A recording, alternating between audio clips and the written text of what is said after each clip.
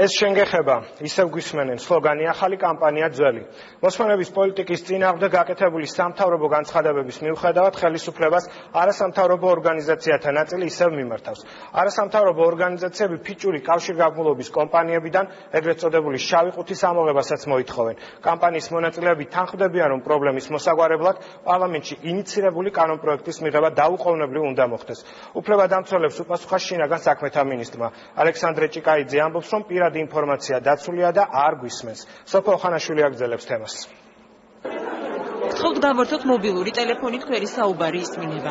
ამ გაფრთხილებით არასამთავრობო ორგანიზაციების კამპანია შენგეხება უკანონო მოსმენების წინააღმდეგ დღეს განახლდა. კამპანიის დაწყებით მონაწილეები ხელისუფლებას ახსენებენ, რომ უკანონო მოსმენების პრობლემა ისევ აქტუალურია და პირადი მონაცემები არ არის დაცული. მათ გააჩნიათ ყველა ის ტექნიკური საშუალება, რომელიც მათ საშუალებას აძლევს, რომ არა მხოლოდ მოусმინონ, არამედ გაიგონ ადგილმდებარეობის შესახებ ამ ადამიანების, ასევე მიიღონ ინფორმაცია მათი SMS-თან დაკავშირებით, ასევე გაიგონ თუ რა მიმოწერები აქვთ მათ ელექტრონული პოსტით, რომელ ინტერნეტ გვერდებზე შედიან. სამოქალაქო სექტორის წარმომადგენლები გამოსავალს საკანონმდებლო ცვლილებაში ხედავენ. მათი თქმით, საქართველოს კანონმდებლობაში არსებული ხარვეზებით ადამიანის პირადი ცხოვრების ხელშეუხებლობის უფლება შეიძლება მუდმივად შეილახოს. კამპანიის მონაწილეები ხელისუფლებისგან პირობის შესრულებას ითხოვენ. მიზანი არის ის, რომ ხელისუფლებამ თავისი თანაპირების შეასრულოს და დროულად შეცვალოს კანონმდებლობა, მოიყვანოს ის ევროპულ სტანდარტებთან შესაბამისობაში და აღკვეთოს ის მავნე პრაქტიკა, რაც გულისხმობს ეგრეთ წოდებული შავი ყუთების არსებობას მობილურ ოპერატორებთან.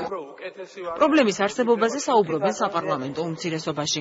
უმრავლესობა დარღვევების კონკრეტულ ფაქტებს ითხოვს და მათი დამტკიცების შემთხვევაში რეაგირების გარანტიასაც იძლევა.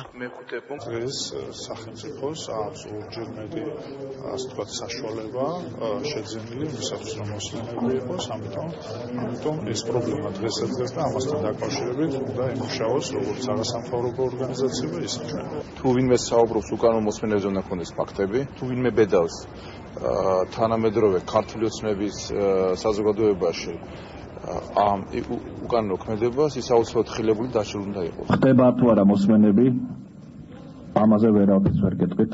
კონკრეტულ დარღვევებზე სახალხო დამცველი ინფორმაციას არ ფლობს, თუმცა არასამთავრობო სექტორის წარმომადგენლების მსგავსად, ისიც მთავარ პრობლემას საკანონმდებლო ხარვეზებში ხედავს. უჩენ ანუაშვილი კანონმდებლობის ცვლილებასა და სანქციების გამკაცრების აუცილებლობაზე საუბრობს.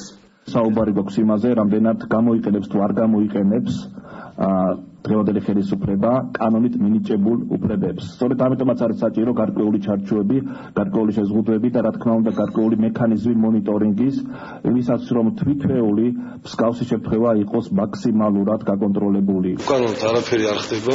მოსმენებთან დაკავშირებით კანონდარღვევას უარყოფს ალექსანდრე ჭიკაიძე. კანონმდებლობის ცვლილებასთან დაკავშირებით კი შინაგან საქმეთა მინისტრი ამბობს, რომ კონსულტაციები მიმდინარეობს.